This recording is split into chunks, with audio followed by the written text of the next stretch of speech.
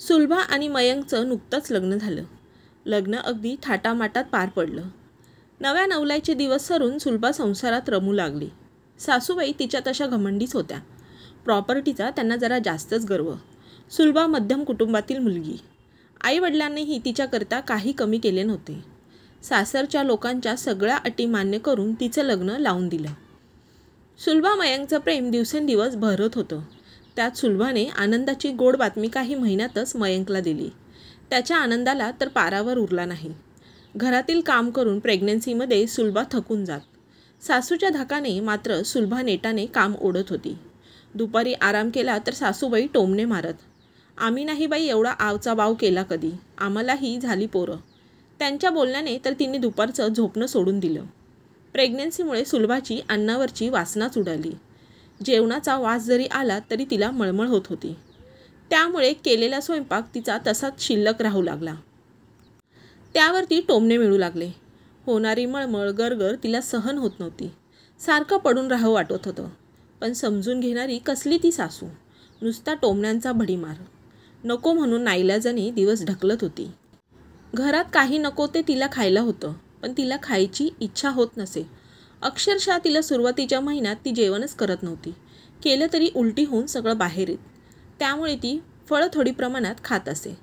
त्यात तिचं वजन खूप कमी झालं होतं. शरीरात अन्न न टिकल्याने एकदा तिला डाळिंब खाण्याची इच्छा झाली. तिने डाळिंब सोलले आणि खायला सुरुवात केली, पण तिला तेही जायना झालं. तिने 2-3 घास खाऊन तसंच डाळिंब फ्रीजमध्ये ठेवून दिलं. दुसऱ्या दिवस सासूबाईंना फ्रीज उघडताच ते डाळिंब दिसले. सुलभा, ए सुलभा, त्यांच्या हाकेवर हाक सुरू झाली. सुलभा धावतच आली. अगं हे काय, तुला एवढंही डाळिंब जास्त झालं का? का इथं मिळतंय म्हणून माज आला.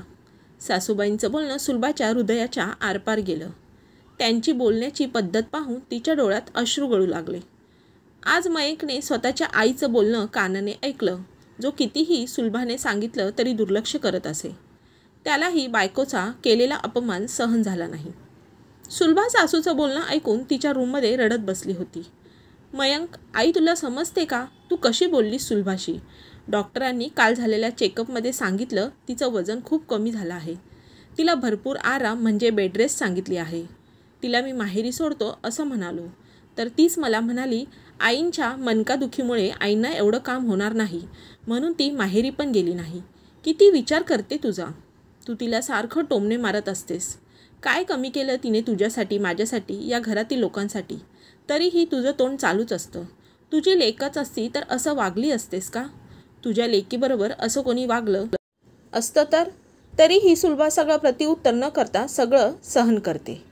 हे डाळिंब जर तिला जातच नसेल तर ती खाणार कशी? 2 दिवस झालं ती जेवत पण नाही. यावेळी आपण तिची काळजी घेतली पाहिजे तर तू तिच्याकडूनच अपेक्षा करतेस. एवढं बोलून मयंक रागाने निघून गेला. फटकळ तोंडाने खूप तिला दुखावल्याचा त्यांना पश्चातापही होत होता. आज त्यांनी तिच्यासाठी गोड शिरा तुपातला बनवला. त्यात वेलची पूड, काजू, बदाम, केशर घालून तिच्या समोर गेल्या. सुलभाला त्यांना बघताच धडकीच भरली. ती उठून बसली. अगं बस, हे बघ, तुला जेवण जात नाही म्हणून तुझ्यासाठी शिरा घेऊन आले. तुला काम होत नाही तर मी करत जाईन. दगदग करू नकोस. माझं चुकलं, तुला खूप बोलले, पण मनावर घेऊ नकोस. या दिवसात स्वतःच्या हातून केलेले खाऊ वाटत नाही. मी करत जाईन तुझ्यासाठी. तुला काय जे खाऊ वाटेल ते मला सांग. सासूबाईंचं बोलणं ऐकून सुलभाच्या कानावर विश्वासच बसत नव्हता. त्यांच्या बोलण्याने तिला भरून आलं.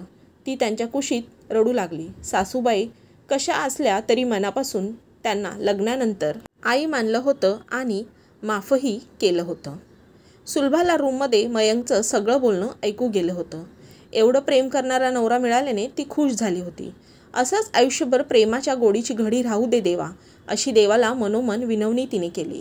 देवाचे मनोमन आभारही मानले. कधी कधी नात्यांमध्ये अपशब्द बोलण्याने दुरावा निर्माण होतो आणि कधी तो दुरावा मिटवता येत नाही. नात्यांमध्ये अंतर पडण्याचे हेच कारण आहे. माराचे वळ मिटतात, पण शब्द काळजात घुसले जातात. त्यामुळे बोलताना पुढच्याच्या मनाचा विचार करून बोलायला हवं. नात्याला तडा जाणार नाही. मित्रांनो, तुम्हाला ही आजची कथा आवडली असेल तर व्हिडिओला लाईक करा, जास्तीत जास्त शेअर करा. आणि हो, तुम्ही माझ्या चॅनलवर नवीन असाल, अजून सबस्क्राईब केलं नसेल तर सबस्क्राईब करा आणि बाजूचे बेल बटन देखील प्रेस करा. म्हणजेच तुम्हाला माझ्या येणाऱ्या नवीन व्हिडिओचे नोटिफिकेशन मिळेल.